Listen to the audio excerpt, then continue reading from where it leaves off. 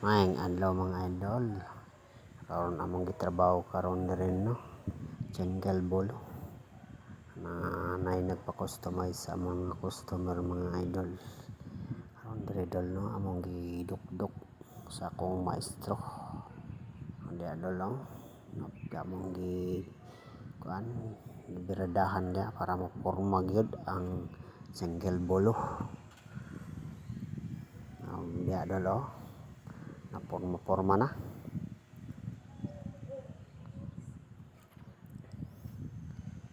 Mga idol na mong trabaho dol bisag kapoy ato ning kanon kay mao di trabaho na to gara adlaw.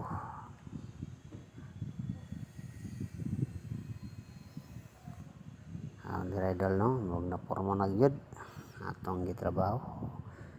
Gibali na sa maestro para final na ni mga idol. Pamandya gibunlot na po niya balik kay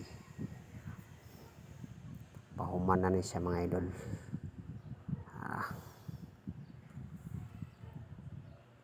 Pirahan na mo ang tumoy ani.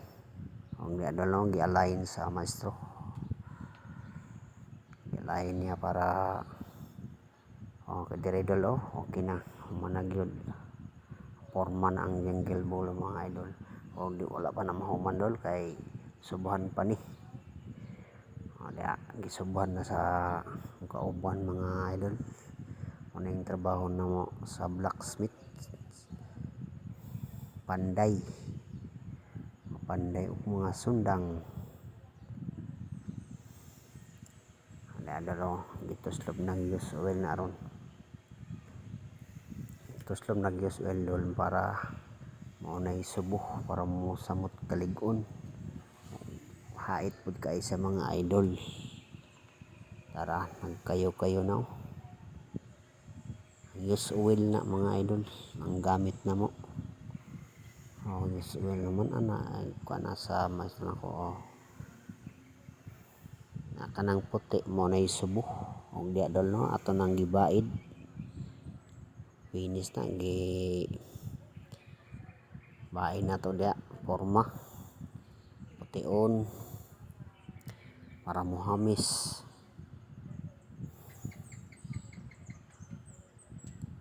Na dala akong trabaho dire mga trada na mo dire. Ang location ani mga idol dire ra gyapon sa Maa, Davao City. Nung di adol no atong raynon ang handle. Diya gibaping na mga idol para sinaw. Diya finish na, final na.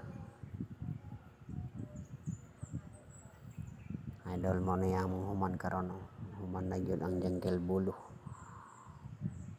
Thank you for watching mga idol.